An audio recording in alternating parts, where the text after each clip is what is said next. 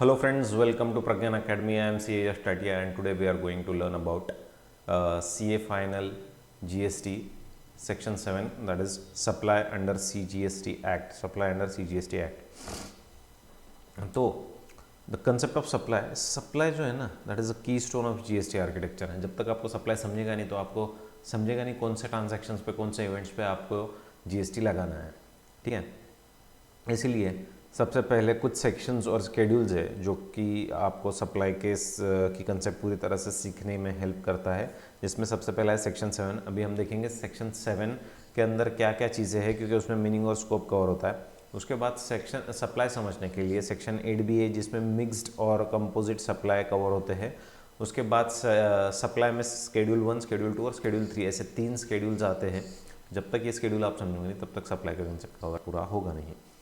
ठीक है, अभी हम देखेंगे सबसे पहले सेक्शन 7, उसमें सब सेक्शन 1, उसमें क्लॉज ए. तो what does it says? All form of supply of goods और सर्विसेज और बोथ. ठीक है, such as sale, transfer, barter, exchange, licence, rental. उसके बाद लीज, डिस्पोजल. मतलब ये 8 चीज़ें बोली है और ये बोला हुआ है कि इंक्लूड्स बोला हुआ है. ठीक है, सप्लाई इंक्लूड्स मतलब ये इंक्लूसिव डेफिनेशन है, एग्जॉस्टिव नहीं है. तो इनके अलावा भी, ये 8 चीज़ों के अलावा भी और कोई चीज़ें होंगी सप्लाई, तो वो सप्लाई में कवर होगी.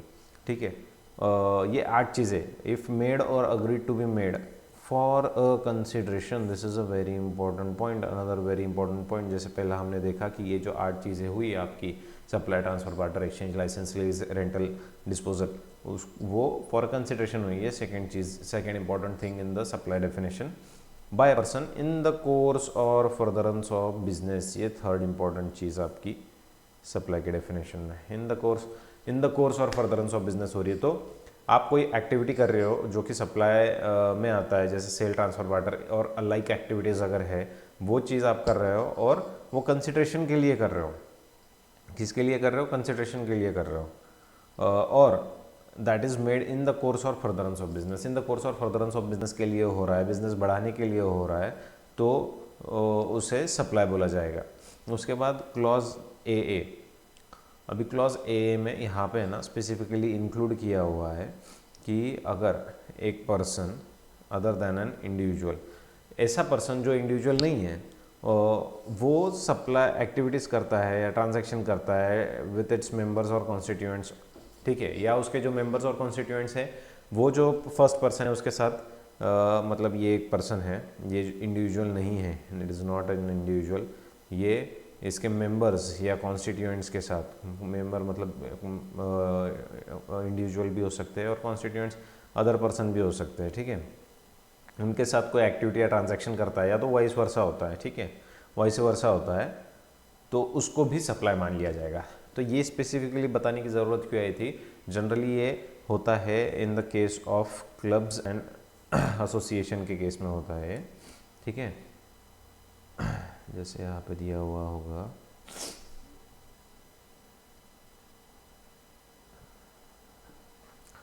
तो ये क्लब और एसोसिएशन के केसेस में होता है जनरली कि क्लब्स और एसोसिएशन और इनके मेंबर में जो पहले ट्रांजैक्शन हुआ करते थे, वो पहले एक ही माना जाता था, उनको अलग अलग पर्सन नहीं माना जाता था. तो जो कुछ सर्विसेज क्लब इनको दे रही है, तो उस पर जीएसटी मतलब पहले के जो टैक्सेस थे वो लगने थे. लेकिन अभी स्पेसिफिकली इंक्लूड कर दिया है कि वो भी जो सर्विसेज रहेगी, जो एक क्लब या एसोसिएशन जो है वो उनके मेंबर्स को देंगी, तो वो भी कवर कर लिया जाएगा. उस चीज़ के लिए, ये चीज़ टैक्सेबल करने के लिए यहाँ पे दिया हुआ है कि नॉटविथस्टैंडिंग कोई भी कोर्ट की ऑर्डर या डिक्री या कुछ भी रहेगा, ट्राइब्यूनल का ऑर्डर, नॉटविथस्टैंडिंग दैट कि मेंबर्स और the person and its members और constituent shall be deemed to be 2 separate person. जब तक आप पर्सन 1 से पर्सन 2 का को जब तक ट्रांजैक्शन होगा नहीं, तब तक जीएसटी आएगा नहीं. इसलिए यहाँ पे स्पेसिफिकली बोल दिया कि इन दोनों लोगों को अलग अलग कंसिडर किया जाएगा और एक पर्सन नहीं माना जाएगा. ठीक है, और and the supply of activity or transaction inter se shall be deemed to take place from one person to another person. देखा, जब तक एक पर्सन टू अनदर पर्सन कोई ट्रांजैक्शन होगा नहीं, तब तक उस पर जीएसटी आता नहीं है. तो उसके लिए कोई भी ट्रांजैक्शन को जीएसटी में लाने के लिए, मतलब कोई भी एक्टिविटी को, उसमें 2 पर्सन कंपलसरी होते हैं. 2 पर्सन आपको कंपलसरी लाना है. तो पहले क्लब्स और एसोसिएशन को एक ही पर्सन माना और उनके मेंबर्स को एक ही पर्सन माना जाता था. लेकिन यहाँ पे ये मेंशन करके स्पेसिफिकली एक्सप्लेनेशन डाल के कि इन दोनों को अलग अलग पर्सन माना जाएगा और इनके बीच की जो एक्टिविटीज़ है उनको जीएसटी के अंडर कवर कर लिया है, ठीक है। अब हम क्लॉज बी देखेंगे। ये बेसिकली एक्सेप्शन है, ठीक है। क्या है एक्सेप्शन? कि इंपोर्टेशन ऑफ सर्विसेज अगर आप करते हो, हमने क्या देखा था कि कंसिडरेशन होना चाहिए कंपलसरी और in the course of furtherance of business होना चाहिए, बराबर। यहाँ पे क्या दिया है, इंपोर्टेशन ऑफ सर्विसेज अगर आप कर रहे हो, कंसिडरेशन के लिए कर रहे हो, बट वेदर और नॉट इन द कोर्स और फर्दरेंस ऑफ बिजनेस, वो इन the course of furtherance of business में के लिए हो या ना हो, हमको फर्क नहीं पड़ता। आपने इंपोर्टेशन ऑफ सर्विसेज की है, कंसिडरेशन पे किया हुआ है, इसको हम जीएसटी के अंडर ले लेंगे, ठीक है, लागू हो जाएगा जीएसटी इधर, ठीक है। द एक्ट, और उसके बाद क्लॉज सी है, activity specified in schedule 1 made or agree to be made. तो जनरली आपने जैसे फिर से हम देखेंगे क्लॉज ए की डेफिनेशन, उसमें क्या बोला था कि made or agree to be made in the course और furtherance of made or agree to be made for a consideration, ठीक है। यहाँ पे क्लॉज सी में क्या बोलते हैं, फिर से एक्सेप्शन है, फिर से क्या बोलते हैं कि स्केड्यूल 1 में जो एक्टिविटीज़ दी गई है, अगर वो आप विदाउट कंसिडरेशन भी करोगे तो भी उसको सप्लाई मान लेंगे हम, विदाउट कंसिडरेशन भी किया तो भी हम उसको सप्लाई मान लेंगे, ठीक है। ये दिया हुआ है। उसके बाद सब सेक्शन 1A देखेंगे हमने, सब सेक्शन 1 देखा पहले, उसमें हमने 4 क्लॉजेस देखे, A, AA, B और C। अभी हम देख रहे हैं सेक्शन 7 में भी 4 सब सेक्शंस है। सेकेंड सब सेक्शन देखेंगे तो वहाँ पे दिया है, where certain activities or transactions constitute a supply in accordance with the provision of sub section 1, they shall be treated इधर एज सप्लाई ऑफ गुड्स और services or supply of goods और supply of services as refer to in schedule 2। तो आपको क्या समझा, जहाँ पे 1A बोलता है, जहाँ पे 1 में डिक्लेयर हो गया कि ये सप्लाई है, तो उसको सप्लाई ऑफ गुड्स बोलना है या सप्लाई ऑफ सर्विसेज बोलना है, ये शेड्यूल 2 डिसाइड करेगा, ठीक है। तो जैसे मैंने आपको पहले ही बोला था कि सप्लाई सेक्शन 7 के साथ साथ आप जब शेड्यूल 1, 2 और 3 और प्लस सेक्शन 8 पढ़ोगे तो आपको पूरा सप्लाई कंसेप्ट जो है वो क्लियर होगा। तो पहले हमने देखा शेड्यूल 1 में कि विदाउट कंसिडरेशन भी कोई एक्टिविटीज़ होंगी तो भी उसको सप्लाई में कंसिडर कर लिया जाएगा। शेड्यूल 2 बोलता है कि आपका एक बार असर्टन हो गया कि सेक्शन 1 के अंडर की ये सप्लाई है, तो हम बोलेंगे ये सप्लाई ऑफ गुड्स है या सप्लाई ऑफ सर्विसेज है, ठीक है। उसके बाद subsection 2, notwithstanding anything content in subsection 1, notwithstanding anything content in subsection 1, जो सबसेक्शन 1 में दिया है उसको मद्देनजर रखते ना रखते हुए क्या बोलते हैं कि एक्टिविटीज़ और transaction specified in schedule 3, activities और ट्रांजैक्शन स्पेसिफाइड इन शेड्यूल 3, और एक शेड्यूल 3 भी है, 1, 2 और 3 मैंने पहले ही बोला था आपको। तो शेड्यूल 3 एक्टिविटीज़ और ट्रांजैक्शन स्पेसिफाइड इन शेड्यूल 3 और such activities or transaction undertaken by the central government, the state government or local authority in which they are engaged as public authority as may be notified by government on the recommendation of the council shall be treated neither as supply of goods nor a supply of services।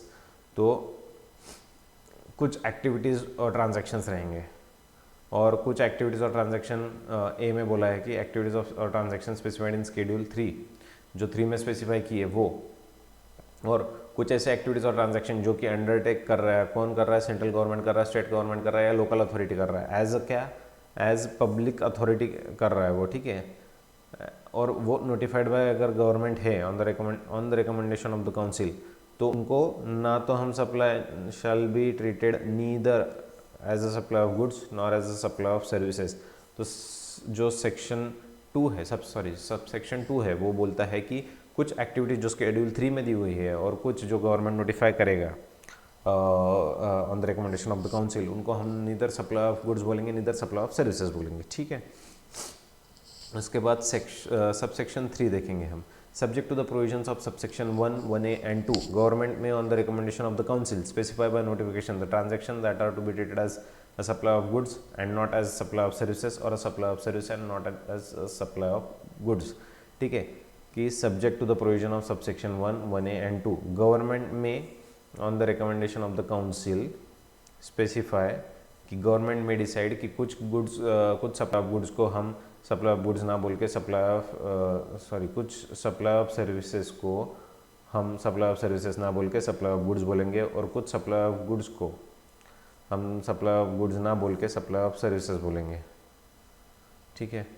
मतलब अगर दिया रहेगा कि supply of goods है तो government बोल देगा नहीं इसको हम आज से सप्लाई ऑफ सर्विसेज बोलेंगे, या तो कुछ सप्लाई ऑफ सर्विसेज है तो गवर्नमेंट बोलेंगे उनको आज से हम इसको सप्लाई ऑफ गुड्स बोलेंगे। तो सब सेक्शन 3 में अगर ऐसी कुछ एक्टिविटीज़ दी रही तो उसको जो नोटिफाई किया गया है उसके हिसाब से हमको ट्रीट करना पड़ेगा। ठीक है, अभी एनालिसिस क्या बोल रहा है, the definition of supply as content in section 7 is an inclusive definition. जैसा मैंने आपको पहले ही बोला था इंक्लूडिंग लिखा है तो ये इंक्लूसिव डेफिनेशन होगा, and does not define the term exhaustively. तो इसमें एग्जॉस्टिवली नहीं, अदरवाइज और भी कुछ चीज़ें अलाइक आती होंगी उन 8 टर्म्स के रिगार्डिंग में, sale, transport, barter, licence, exchange, disposal वगैरह ये जो चीज़ें हैं इनके जैसा और भी कुछ ट्रांजैक्शन होगा, एक्टिविटी होगी तो भी वो इसमें कवर हो जाएगी। It defines the scope of supply in an inclusive manner. Clause A of subsection 1 illustrates the form of supply but the list is not exhaustive. ठीक है, this is further substantiated by the use of word such as भी दिया हुआ है। ठीक है, this is not such important. Provision of scope of supply under CGST Act have also been made applicable to IGST Act while section 20 of IGST Act। तो आपको अगर supply IGST Act में पढ़ना होगा तो सेक्शन 20 दिया गया है, यहाँ पे हम CGST Act पढ़ रहे हैं उसमें सेक्शन 7। ठीक है, the meaning and scope of supply in terms of section 7 can be understood in the following parameters. Supply should be of goods और सर्विसेज, जैसे मैंने बोला, supply should be of consideration, और supply should be made in the course और furtherance of business. ये 3 जो condition है very important condition, जब तक ये पूरी नहीं होगी तब तक आपका सप्लाई ही नहीं कहलाएगा, ऑब्वियसली विद सर्टेन एक्सेप्शंस।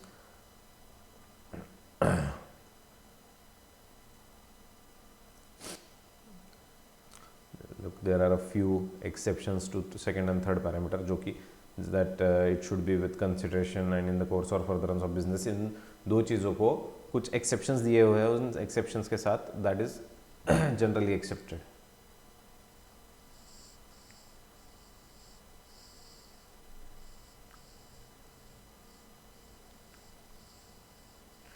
तो पहला जो कंडीशन है वो क्या है, that is supply should be made for a consideration होना चाहिए, बराबर। इसको एक्सेप्शन दिया है स्केड्यूल 1 में। हम अभी स्केड्यूल 1 देखेंगे। स्केड्यूल 1 कि विदाउट कंसिडरेशन रहा तो भी डीम सप्लाई मान लेंगे हम। विदाउट कंसिडरेशन है, सप्लाई बनने के लिए क्या 3 कंडीशन है, एक तो गुड सप्लाई ऑफ गुड्स और सर्विसेज चाहिए, उसके बाद कंसिडरेशन चाहिए, एंड इन द कोर्स और फर्दरेंस ऑफ बिजनेस चाहिए। ठीक है, स्केड्यूल 1 क्या बोलता है, हम डीम सप्लाई मान लेंगे even if it is without consideration. इसमें दिया है मतलब डीम सप्लाई। ठीक है, और एक एक्सेप्शन इसके बारे में है कि अगर importation of services for consideration even if it is not in the course of furtherance of business, फिर भी इसको सप्लाई माना जाएगा। ठीक है, ऑल्सो स्केड्यूल 3 में कुछ केसेस है कि जो further there are also cases where a transaction is kept out of scope of supply despite the existence of the above parameters। ठीक है, above parameters सारी कुछ फुलफिल कर रही, तीनों चीज़ें गुड्स और सर्विसेज भी है, उसके बाद आपका कंसिडरेशन भी है, उसके बाद आपका इन द कोर्स और फर्दरेंस ऑफ बिजनेस भी है, फिर भी बोलते हैं स्केड्यूल 3 में अगर दिया हुआ है तो ना हम उसको गुड्स बोलेंगे, ना हम सप्लाई ऑफ गुड्स बोलेंगे, ना हम सप्लाई ऑफ सर्विसेज बोलेंगे। ठीक है, वो हम आगे देखेंगे स्केड्यूल 3 में क्या है। स्केड्यूल 2 क्या बोलता है, एक तो क्लासिफाइड इधर एज सप्लाई ऑफ गुड्स या और एज सप्लाई ऑफ सर्विसेज। हम उसको सिर्फ क्लासिफिकेशन हो रहा है उसमें, इसको सप्लाई ऑफ गुड्स बोलेंगे या सप्लाई ऑफ सर्विसेज बोलेंगे, सिर्फ उतना क्लासिफिकेशन होगा। तो जैसे हमने देखा पूरा सेक्शन 7 का एक समरी दिया हुआ है, यहाँ पे चार्ट दिया हुआ है कि सप्लाई में क्या आएगा, इंक्लूड्स। पहले तो ये देख लिया अपना, सप्लाई ऑफ गुड्स और सर्विसेज होना चाहिए, फॉर कंसिडरेशन होना चाहिए, इन द कोर्स और फर्दरेंस ऑफ बिजनेस होना चाहिए। सेक्शन 7 सबसेक्शन 1A में हमने देखा, 1 क्लॉज A में देखा हमने। उसके बाद सेक्शन 7 सबसेक्शन 1 क्लॉज AA में हमने क्या देखा था कि अभी क्लब्स और एसोसिएशन जो है उनको अलग अलग पर्सन और उनके मेंबर्स को अलग अलग पर्सन मान के उनके बीच में जो ट्रांजैक्शन होगा वो भी उसको भी सप्लाई ट्रीट कर दिया जाएगा। हमने सेक्शन 7 सबसेक्शन 1 क्लॉज B में क्या देखा कि इंपोर्टेशन ऑफ सर्विसेज अगर है विद कंसिडरेशन अगर हो रहा है और whether it is not in the course और फर्दरेंस ऑफ बिजनेस, वेदर और नॉट इन द कोर्स और फर्दरेंस ऑफ बिजनेस, फिर भी ये सप्लाई माना जाएगा। उसके बाद हमने सेक्शन 7 सबसेक्शन 1 क्लॉज C में क्या देखा कि अगर विदाउट कंसिडरेशन भी अगर सप्लाई हो रहा है तो भी स्केड्यूल 1 में कुछ एक्टिविटीज़ है जो कि इसको सप्लाई ट्रीट करेंगे। ठीक है, उसके बाद एक्सक्लूजन क्या है, non supplies under GST। Section 7 sub section 2 plus schedule 3।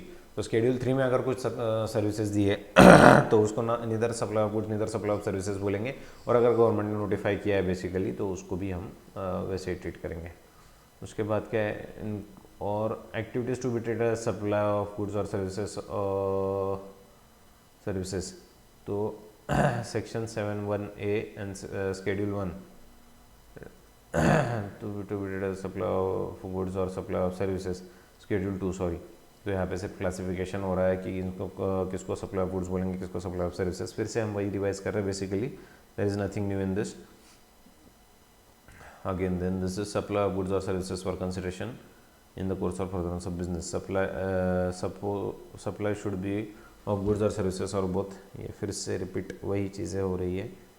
Goods की डेफिनेशन और सर्विसेज की डेफिनेशन हमने पहले लेक्चर में ही देखी थी, जहाँ पे गुड्स था जो भी मूवेबल प्रॉपर्टी है excluding money and securities, but उसको उसमें स्पेसिकली इंक्लूड किया गया था एक्शनेबल क्लेम्स और ग्रोइंग क्रॉप्स जो है। और सर्विसेज हमने देखा था एनीथिंग अदर देन गुड्स को छोड़ के जो कोई चीज़ है वो सर्विस में आएगा, एक्सक्लूडिंग इसमें भी मनी एंड सिक्योरिटी एक्सक्लूड किया हुआ था, और including use of money and conversion of money by cash, ये हमने फर्स्ट लेक्चर में ही देखा था। उसके बाद हमने फिर से वही रिपीट हो रहा है, forms of supply, various forms of supply contemplated in section 7(1). हाँ, जो हमने 8 चीज़ें देखी थी, sale, transfer, barter, licence, lease, rental, exchange, disposal, ये जो चीज़ें देखी थी, अभी उसमें थोड़ा सा हम जाके डीप डाइव करेंगे कि हर वर्ड क्या मीनिंग रखता है।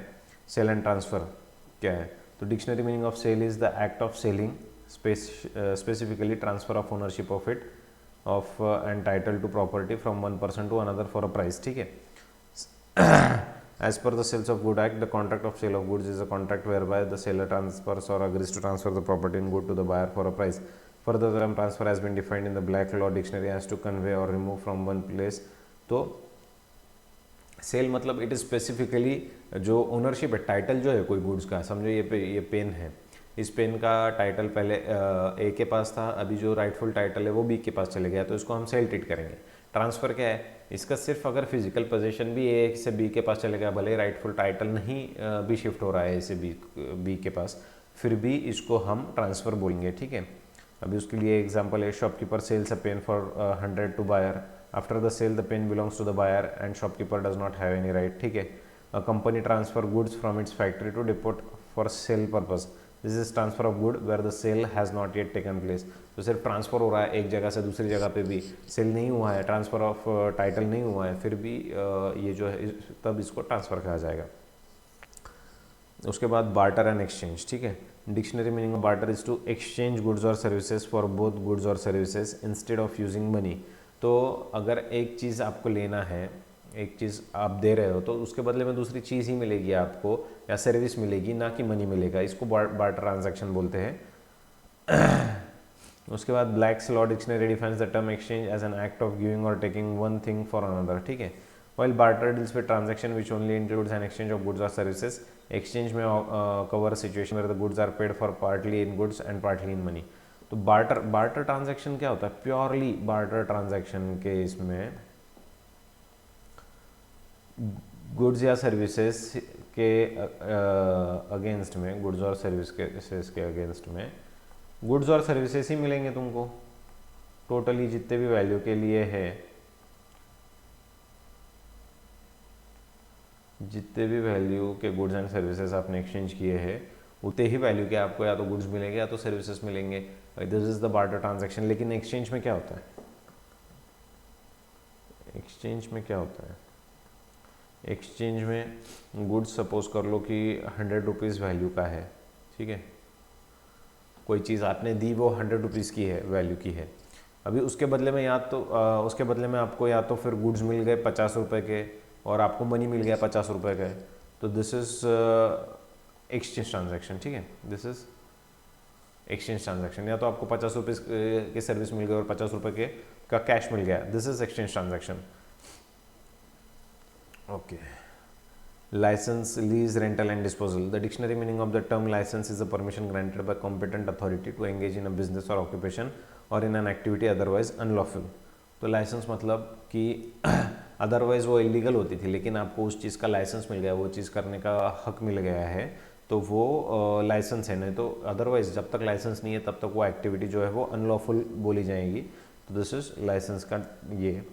The dictionary meaning of rental is an arrangement to rent something और the amount of money that you pay to rent something, and that of lease is to make a legal agreement by which money is paid in order to use land, a building, a vehicle or a piece of equipment for an agreed period of time। ठीक है। Rental और leasing, तो rental is an arrangement to rent something और the amount of money that you pay to rent something. ठीक है, कोई चीज़ rent पे लेने के लिए आप कोई अमाउंट पे करते हो, that is a renting transaction. And that of lease is to make a legal agreement होती है लीजिंग के बीच में, कि एक लीगल एग्रीमेंट होती है जिसके बदले में आप मनी पे करते हो in order to use anything जो आपको मिल रही है लीज पे, जैसे land, building, vehicle, piece of equipment अगर है, for agreed period of time. This is leasing transaction. ठीक है। Black's Law Dictionary defines disposal as the sale, pledge, giving away, use, consumption or any other disposition of a thing। तो disposal मतलब क्या है, आपने cell कर दिया, pledge कर दिया, giving away, use. Disposal is a broad term. Disposal में बहुत सारी चीज़ें की, आपने कंज्यूम भी कर डाली, सेल भी किया, प्लेज भी किया, या तो आपने ऐसे ही दे दिया, या तो यूज़ हो गया, ये सारी चीज़ें डिस्पोजल में आती है। और एनीथिंग अदर डिस्पोजल, या तो आपने भंगार में डाल दिया, ये सारे डिस्पोजल में आ जाएंगे। Under GST such licenses, leases and rentals of goods with और without transfer of right to use are covered under the supply of services because there is no transfer of title in such supplies। ठीक है, तो यहाँ पे क्या बोल रहे हैं, under GST such license, lease and rental of goods with और without transfer of right to use. Right to use और राइट जो राइट इन द टाइटल, ये अलग अलग चीज़ें हैं। आपको यहाँ पे आपको राइट टू यूज़ मिला या नहीं मिला, वो ट्रांसफ़र हुआ या नहीं हुआ, वो सप्लाई के अंडर आ जाएगा, सप्लाई ऑफ सर्विसेज में आ जाएगा, covered under the supply of services because there is no transfer of title in such supplies. Such transactions are specifically treated as supply of service in schedule 2।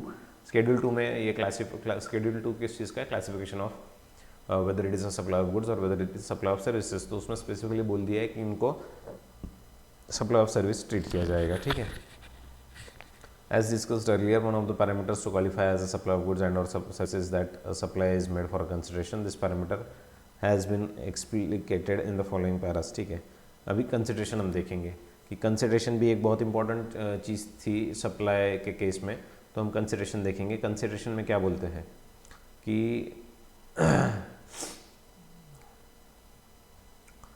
Consideration में पहला, payment in money और otherwise for the supply.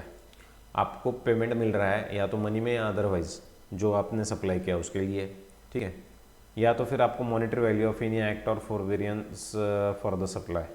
आपको कोई कुछ करके दे रहा है, आपने जो सप्लाई किया उसके लिए आपको कोई कुछ करके दे रहा है या तो कुछ ना करने का वादा कर रहा है, तो ये चीज़ हो गई। बाय रिसिपिएंट ऑफ और एनी अदर पर्सन, जिसको मिला वो रिसिपिएंट पर्सन या कोई अनदर पर्सन ये चीज़ आपको दे रहा है, या तो पेमेंट कर रहा है या तो एक्ट ऑफ फॉरबियरेंस, या तो कोई एक्ट कर रहा है या तो फॉरबियरेंस कर रहा है, ये दो चीज़ें हो रही है। और इसमें deposit to be considered as payment. Deposit आपने अगर किसी को डिपॉजिट दिया, जैसे हमने फर्स्ट लेक्चर में देखा था कि आपने डिपॉजिट दिया हुआ है, लेकिन जब तक वो deposit to be considered as payment, वो एज अ कंसिडरेशन तब तक नहीं कंसिडर किया जाएगा तब जब तक वो supplier applies such deposit as consideration for the said supply. जब तक वो जो सप्लायर है वो अप्लाई नहीं करता है उस डिपॉजिट को as a consideration for the said supply, तब तक उसको हम कंसिडरेशन में नहीं लेंगे। ठीक है, अभी इन सब चीज़ों में से एक चीज़ एक्सक्लूड की गई है, क्या है, सब्सिडी बाय सेंट्रल और स्टेट गवर्नमेंट। जो सब्सिडी देती है वो कंसिडरेशन में नहीं आएगा। ठीक है, तो हम देखेंगे कि 3 सिनेरियोज है यहाँ पे, हम वहाँ उसमें कंसिडरेशन क्या क्या कैसे कैसे आता है, किसे कंसिडर किया जाता है एज अ कंसिडरेशन, वो हम देखेंगे। Donation received by charitable institution from individual donors without Kwid pro को, जो है समथिंग फॉर समथिंग, तो इसको हम ये तीनों सिचुएशंस यहाँ पे नीचे दी गई है, वो हम पढ़ेंगे। ठीक है, art work send by artist to galleries for exhibition, उसके बाद no claim bonus offered by an insurance company to the insured. तो ये तीनों चीज़ों के बारे में कि इन चीज़ों को कंसिडर किया जाएगा या नहीं किया जाएगा। तो उसमें पहले देखते हैं कि donation received by charitable institution from individual donors without Kwid pro को। ठीक है, क्विड प्रो को क्या होता है, मतलब समथिंग फॉर समथिंग, कि किसी ने कुछ चीज़ दी, उसके लिए हमको कोई चीज़ उसको करके देना है, इसको क्विड प्रो को बोलते हैं। तो that is something, quid pro quo, that is something for something.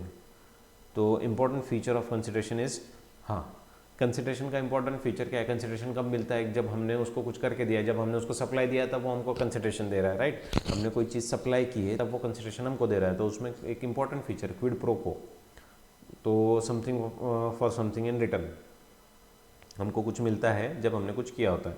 तो donation received by charitable organisations are treated as consideration only if there exist quid pro quo, that is there is an obligation. तो जो charitable organisation है उनको जो donation मिलता है उसको आप कंसिडरेशन तभी कंसिडर कर सकते हो जब उधर क्विड प्रो को हो, मतलब उधर कोई ऑब्लिगेशन डाल दिया डोनर ने कि आपको ये चीज़ करनी पड़ेगी डोनर के लिए, तो वहाँ पे जो है उस चीज़ को कंसिडरेशन बोला जाएगा। There is an obligation on part of recipient of the donation और gift to do anything, supply service. तो आप पे कोई ऑब्लिगेशन है कि आपको जो डोनेशन मिला है उसके बदले में आपको ये उसको करके देना है, तो that will be considered as consideration, और आप उसको सर्विस दे रहे हो, ऐसा जीएसटी में आ जाएगा। Generally institution such as religious institution, charitable organisation, schools, hospital, orphanages, old receive financial help or any other support in the form of donation or gift from individual donors in order to express the gratitude towards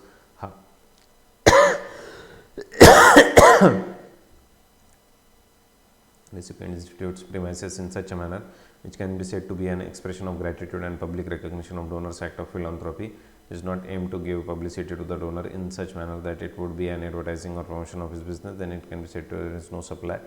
ठीक है, no GST liability. हाँ, अभी क्या होता है कि मैंने कोई इंस्टीट्यूट को पैसे दिए, मैंने रिलायंस ट्रस्ट को पैसे दिए, मैंने 1 करोड़ रुपए पेमेंट दिया, mister Yash has made payment, donation किया मैंने ₹1 करोड़ का टू रिलायंस। ठीक है, रिलायंस ट्रस्ट, मैंने रिलायंस ट्रस्ट को 1 करोड़ रुपए दिया, इसके बदले में मैंने उसको कुछ बोला तो नहीं कि मेरे को कुछ ये करके देना है या वो करके देना। उन्होंने क्या किया, उन्हें एक थैंक यू बना के उनके ट्रस्ट के वहाँ पे जहाँ पे भी उन्होंने कुछ किया होगा उस मनी का, वहाँ पे एक ये लगा दिया कि दिस थैंक्स टू मिस्टर यश टाटिया, उन्होंने 1 करोड़ रुपए दिया था, उसके इससे हमने ये बनाया है। तो क्या ये will it be considered as something in return, something for something, जैसे मैंने 1 करोड़ दिया तो उसके रिटर्न में उन्होंने वो मेरे को दिया क्या, नहीं, was just it is just an acknowledgement. तो उसको हम सप्लाई ऑफ सर्विसेज नहीं बोलेंगे रिटर्न में। तो my payment of 1 crore will not be considered as consideration unless and until कि वो एज अ एडवर्टीजमेंट मेरे लिए कोई बेनिफिशियल काम नहीं हो रहा है। जैसे रिलायंस ट्रस्ट ने जिधर उधर बैनर लगा दिए कि मेरे को हमें यश टाटिया ने 1 करोड़ रुपए दिया, 1 करोड़ रुपए दिया, जिधर उधर बैनरिंग कर दी मेरे नाम से, मेरा फोटो बिटो छाप दिया, तो it will act as a advertisement और ऐसा कंसिडर हो जाएगा कि ये जो 1 करोड़ रुपए मैंने रिलायंस ट्रस्ट को दिया था, ये एज अ कंसिडरेशन दिया था फॉर एडवर्टीजमेंट पर्पसेस, तो वो जो चीज़ है उस पर जीएसटी एप्लीकेबल हो जाएगा। देखो अभी हम देखेंगे यहाँ पे कि Bhushan donated a black board to Yognishtha Sanstha, charitable yoga institution, Yognishtha Sanstha printed underneath the black board और so donated good wishes from mister Bhushan. तो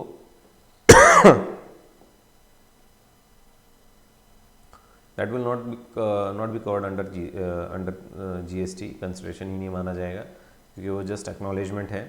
यहाँ पे Shrimati Durga Devi donated some money to a temple in the memory of her late father, the temple trust constructed a room in the temple complex and such donation from such donation and wrote donated by Shrimati Durga Devi in the memory of her father on the door floor of the room. In the above example, it may be notice that there is no reference or mention of any business activity of the donor which otherwise would have got advertised। यहाँ पे no reference or mention of any business activity of the donor which otherwise would have got advertised। यहाँ पे कोई mention ही नहीं है कोई business activity का उस donor के जो कि advertise होना है।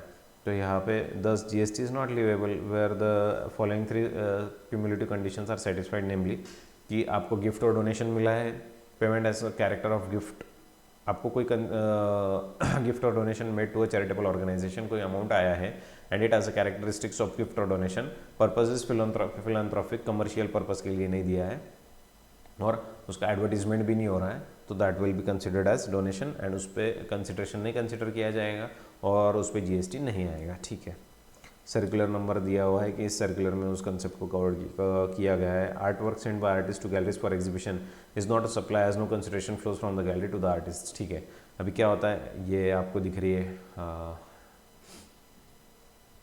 एग्जीबिशन लगा हुआ है यहाँ पे गैलरी में। यहाँ पे मैंने पेंटिंग्स निकाली थी, कुछ पेंटिंग्स बनाई थी और मैंने पेंटिंग्स भेजी यहाँ पे गैलरी में। ठीक है, बाय बाय यश पी टाटिया साइन करके मैंने मेरी पेंटिंग्स भेज दी गैलरी में। ठीक है, मैंने गैलरी में पेंटिंग्स भेज दी, तो क्या ये कंसिडर किया जाएगा कि मैंने उनको सप्लाई किया है? जो पेंटिंग्स है वो, ये जो पेंटिंग्स लगी हुई है सारी मेरी है।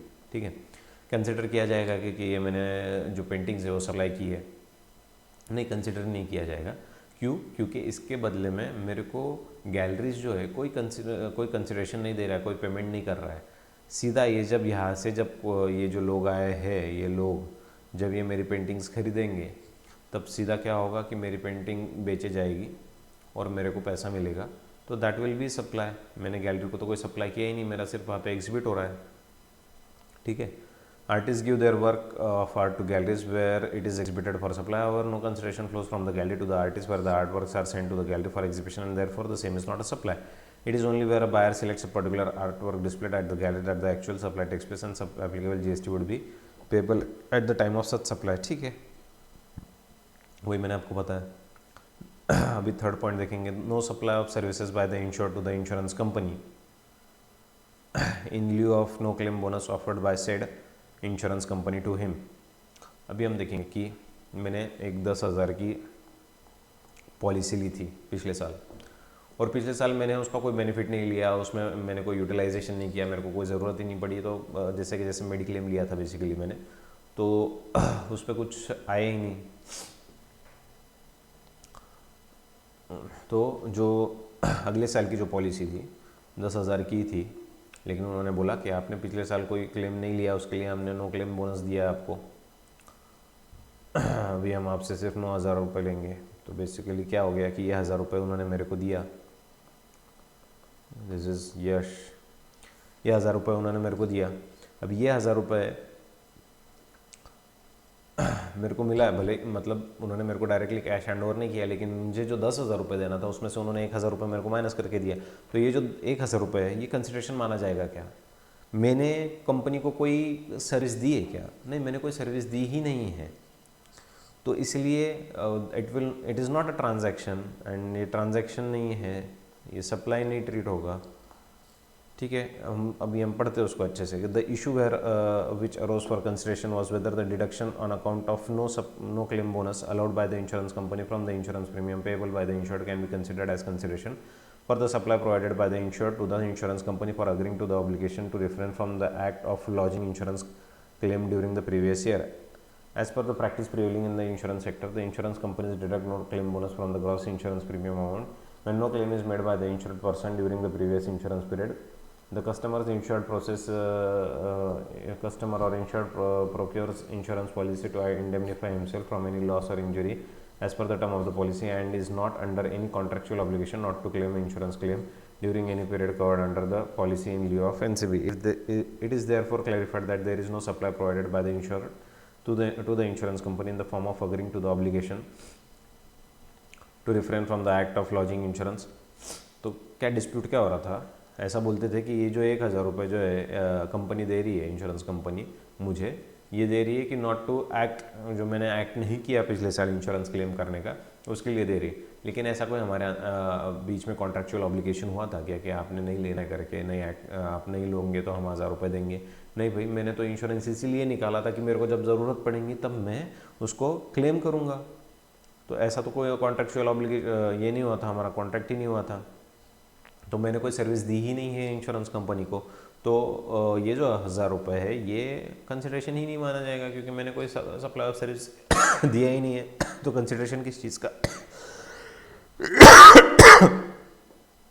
पॉइंट 4 देखेंगे, salvage break value and earmarked in claim assessment of damage cause to motor vehicle. अभी देखेंगे। In case of motor vehicle insurance provided by insurance companies engage in providing general insurance services, such companies insure the cost of repairs और damages of motor vehicles incurred by the policy holders. ठीक है, in case a claim is made by an insurer for damage of the motor vehicle while settling said insurance claim where the general insurance companies as per the pre-decided terms of the insurance contract। अभी इसमें देखते हैं हम कि deduct the value of salvage breakage of the motor vehicle as deductible from the claim amount paid to the insured. The salvage remains the property of the insured and insurance company are not liable to discharge GST liability on the same। ठीक है, do not deduct the value of salvage or breakage of the motor vehicle and pay the full amount of insurance claim. The salvage becomes the property of the insurance company and the insurance company will be obligated to discharge GST on supply of salvage to the salvage buyer।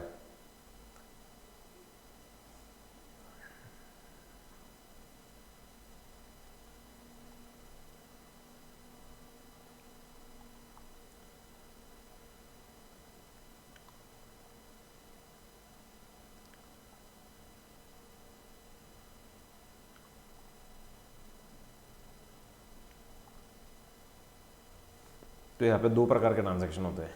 एक होता है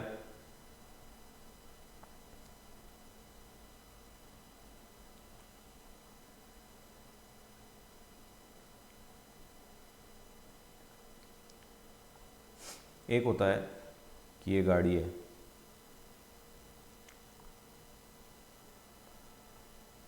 इसका accident हो गया। अभी दो चीज़ें हैं, इसका एक सैल्वेज वैल्यू आता है। अब वो सैल्वेज वैल्यू के लिए दो ऑप्शन है कि या तो कंपनी क्या करती है कि ये पूरी गाड़ी ही जो है वो रख लेती है और बोलती है कि मैं तेरे को 1,00,000 रुपये दूंगा, इंश्योर्ड को 1,00,000 रुपये देंगे हम, ये गाड़ी अभी हमारा होगा, जो भी सैल्वेज रखे जाएंगे वो हम रखेंगे। और दूसरा ऑप्शन होता है कि कंपनी बोलती है कि भैया तुम ही रखो, हम तुमको 70,000 दे देंगे और वो जो उसका जो भी सैल्वेज आने वाला है 30,000 वो तुम्हारा उसको बेच के ले लेना, हम आपको 70,000 रुपये देंगे इस चीज़ का। ऐसे दो ऑप्शन होते हैं। तो पहला बोल रहा है कि deduct the value of salvage और breakage of the motor vehicle as deductible from the claim amount paid to the insured. तो पहले केस में जैसे कि 1,00,000 टोटल वैल्यू देना था, हमने क्या किया, डिडक्ट कर लिया 30,000 जो है सैल्वेज ब्रेकेज के आने वाले थे, हमने 70,000 रुपये दे दिए। Deduct the value of salvage breakage, ये हमने डिडक्ट कर लिया, of the motor vehicle as deductible from the claim amount paid to the insured. The salvage remains the property of insured and the insurance company are not liable to discharge GST liability on the same। वो जो property है वो उसी के पास रह गई, तो हमको उस पर कोई GST लाइबिलिटी लेने का सवाल है नहीं। अभी do not deduct the value of salvage or breakage of the motor vehicle and pay the full amount of insurance claim. The salvage becomes the property of the insurance company and the insurance company will be obligated to discharge GST on supply of salvage to the salvage buyer। जो अभी मैंने क्या किया, 1,00,000 रुपये पूरा दे दिया, जो insured था उसको पूरा 1,00,000 रुपये दे दिया और 30,000 का वो जो गाड़ी थी टूटी फूटी वो मैंने ले ली। अब वो मैंने क्या किया, 30,000 की जो गाड़ी थी वो मैंने आगे बेच दिया सैल्वेज बायर को और मेरे को 30,000 रुपये मिल गया। लेकिन अभी ये जो 30,000 रुपये मैंने पे किया मेरे को मिला, उस पर मेरे को ये अभी ऐसा कंसिडर करना पड़ेगा, इंक्लूसिव ऑफ GST माना जाएगा ये, क्योंकि मैंने अभी ये सेल किया है, ये एक नया ट्रांजैक्शन हो गया ना। अभी जैसे ये पहले लेट अस सी इस पूरे ट्रांजैक्शन में 3 लोग इन्वॉल्व है, ठीक है। दिस वन इज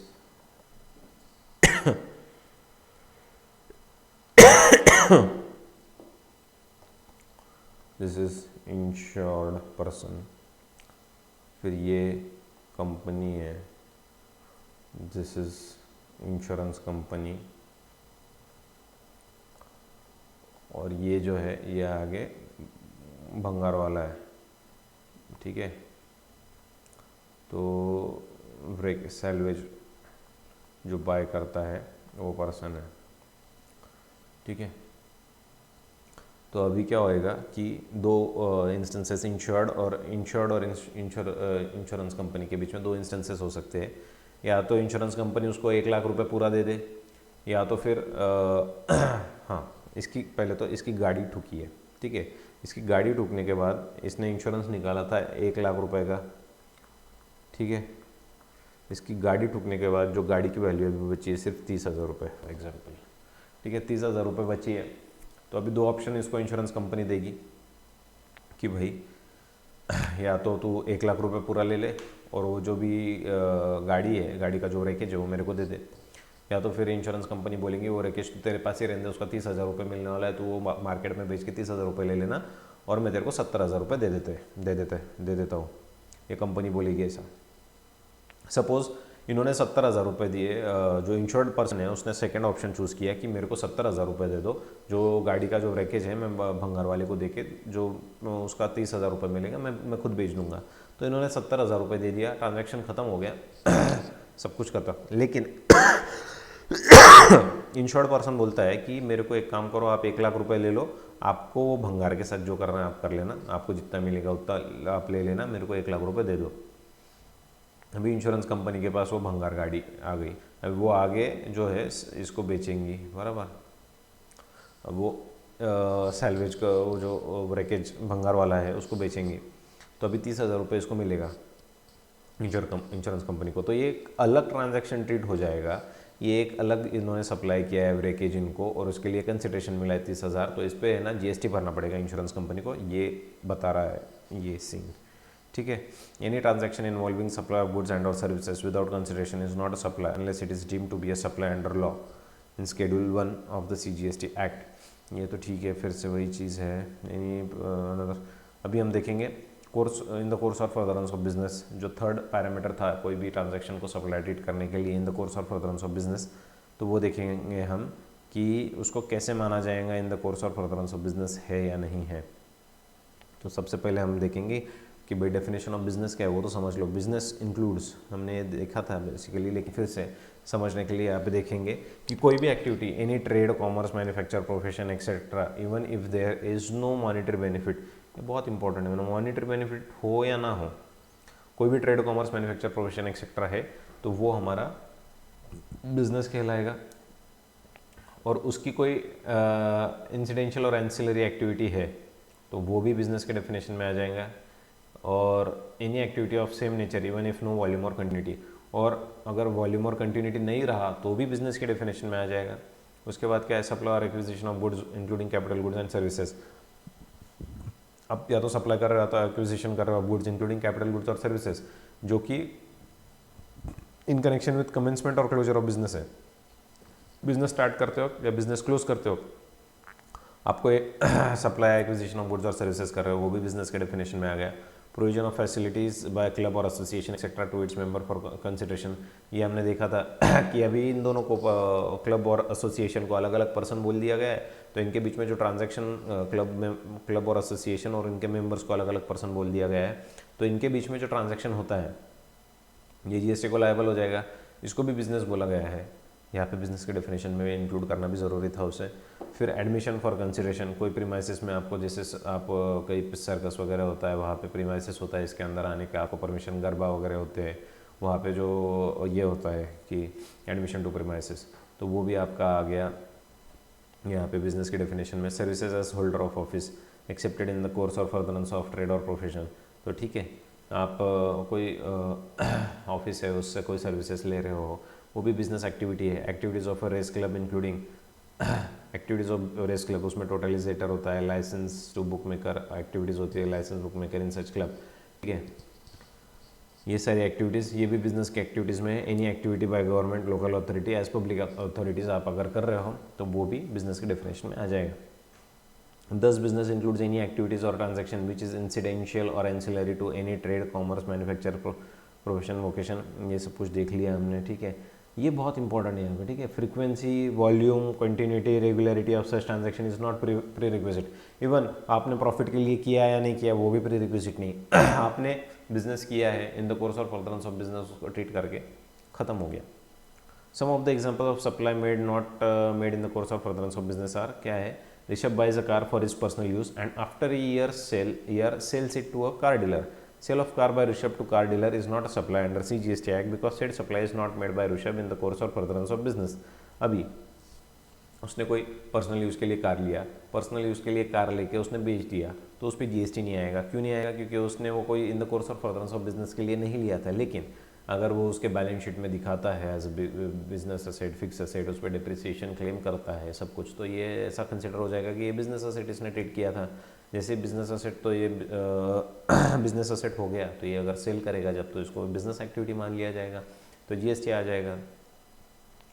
उसके बाद Manikarnika sold gold bangles and earrings to Abhushan jewellers, sale of old gold jewellery by an individual to a jeweller will not constitute supply as the same can not be said to be in the course of furtherance of business of the individual. ठीक है, उसके पास jewellery पड़ी हुई थी, उसने कोई मणिकर्णिका नाम की लेडी थी, उसके पास ओल्ड गोल्ड बैंगल्स वगैरह इयरिंग्स पड़ी थी, उसने क्या किया, आभूषण ज्वेलर को सेल कर दिया वो old jewellery, but it will not constitute supply as it is cannot be stayed in the course of furtherance of business। उसके बाद सुंदरम आचार्य, a famous actor, paints some paintings and sells them. The consideration from such sale is to be donated to charitable trust Kind Human। The sale of painting by the actor qualifies as supply as it is made in the course of furtherance of business। क्यों? क्योंकि भाई vocation भी जो है, it is a vocation and vocation is also covered under the definition of business and it is in the course of furtherance of business. पैसे कमाने के लिए, भले ही वो मतलब प्रॉफिट कमा रहे हो नहीं कमा रहे हो, आप कंसिडरेशन कमा रहे हो और आप उसको डोनेट कर रहे हो, this activity will be considered as business activity और in the course of furtherance of business माना जाएगा और इस पर टैक्स लगेगा। ठीक है, facilities provided by the club और association to its members for consideration are provided in course और फर्दरेंस ऑफ बिजनेस। जैसे फिर से यहाँ पे स्पेसिफिकली बोल दिया है कि आप अगर कोई फैसिलिटीज़ प्रोवाइड कर रहे हो, कोई क्लब और एसोसिएशन फैसिलिटी प्रोवाइड कर रहा है to its member for consideration, तो उसको मान लिया जाएगा in course of furtherance of business और उस पर भी जीएसटी आ जाएगा। ठीक है, यहाँ पे दिया है resident welfare association provide services of depositing electricity bills of the resident in lieu of some nominal charges। Provision of services by a club or association or society to its members is included in the definition of business। इस पे भी GST आ जाएगा। Admission of person to any premises for consideration, तो जैसे मैंने बोला था कि एडमिशन टू सर्कस हो गया, सिनेमा हॉल, अम्यूजमेंट पार्क्स, तो ये भी in the course of furtherance of business माना जाएगा और बिजनेस एक्टिविटी आ जाएगा। Business includes activities to race club individual by way of totalisator और लाइसेंस टू बुक मेकर और activities of license book maker in such club. ठीक है, royal turf race club is engage in facilitating the wagering betting transaction. Turf Race Club is engaged in facilitating the wagering betting transaction on horses placed through totalizator। For providing the service of facilitating wagering transaction, Royal Turf Race Club gets commission which is deducted and retained by the club from the total bet value। Said services amount to supply as the activities of a race club are included in business। ठीक है, ये भी उसमें आ जाएगा। अभी हम पहले देखते हैं कि एक चीज़ हमने यहाँ पे ऊपर छोड़ी है, दिस इज क्या बोलते हैं 11, दिस इज 11, यहाँ पे है 11, ये बोल रहे the view taken in example 7 and 8 above is based on the view taken in the department FAQs press release। ठीक है, there is another school of thought according to which since the definition of business includes trade, commerce or any other similar activity, whether or not there is frequency, volume, continuity or regularity of such transaction on literal interpretation। तो basically आपको बोल देता हूँ कि हमने जो पहले दो ट्रांजैक्शन देखे, एक तो ऋषभ ने कि उसने पर्सनल यूज़ के लिए कार ली और बेच दिया, दूसरा मणिकर्णिका की ओल्ड ज्वेलरी थी, बैंगल्स थे, उसने वो बेच दिए, तो इस पर जीएसटी आएगा कि नहीं आएगा। तो जैसे डिपार्टमेंटल व्यू है ये है कि नहीं आएगा, लेकिन अगर आप लिटरली जाए डेफिनेशन से तो उसमें बोला है कि हमको कंटिन्यूटी, यहाँ पे देखा हमने कि हमको फ्रीक्वेंसी, वॉल्यूम, कंटिन्यूटी, रेगुलरिटी से कोई लेना देना ही नहीं है। आपने कोई एक्टिविटी की, हम उसको बिजनेस बोल देंगे, तो भाई ये एक्टिविटी भी तो इसके हिसाब से हमने देखे कि फ्रीक्वेंसी भले ही नहीं थी, वॉल्यूम नहीं था, कंटिन्यूटी नहीं थी, रेगुलरिटी नहीं थी, लेकिन ट्रांजैक्शन हुआ है, बिजनेस ट्रीट कर दो तो जीएसटी आ जाएगा। तो this is the another view कि भाई इस पे जीएसटी आ जाएगा, दिस इज द थिंग। उसके बाद हम देखेंगे कि यहाँ पे कि बुक मेकर और टोटलिजेटर क्या है वो देखेंगे। Bookmaker is a person that accepts and pays off bets on sporting and other events at agreed upon odds. तो बुक मेकर क्या होता है, जो accepts and pays off bets, जो एक्सेप्ट करता है बेट, जिसके पास आप जाके लगा सकते हो बेट, और जो पे करता है जब आप जीतते हारते हो तो जो अमाउंट पे करता है on sporting and other events at agreed upon odds, जो भी ऑड लगाया उस पर आपको जो पैसा मिलना है वो भी देंगे फिर से, तो that is a book maker, ठीक है। Totalisator is a device showing the number and amount of bets taked on a race to facilitate the division of the total among those backing the winner. तो totalisator ये एक device आता है, electronic device होता है, उसमें वो दिखाता है कि number and amount of bets taked on a race, कि कोई घोड़े, जैसे घोड़े का होता है वहाँ पे 8 दिए रहेंगे, 8 घोड़े हैं, 1 2 3 4 5, सपोज 5 थे, उस पर इस पर कितने लोगों ने लगाया और कितनी अमाउंट लगाया, ये जो दिखाता है डिवाइस, वो टोटलिजेटर होता है, ठीक है। That is a device totalisator. After understanding the, अभी हम देखेंगे taxability of cost petroleum. Taxability of cost petroleum,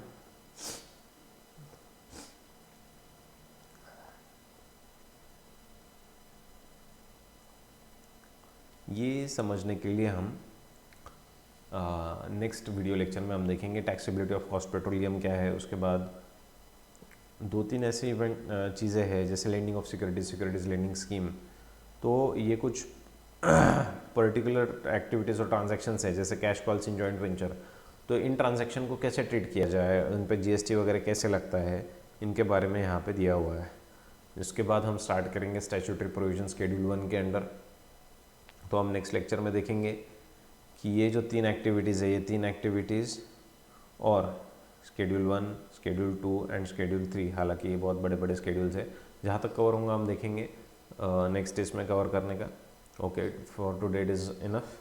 thank you for watching, thank you guys once a lot, best of luck.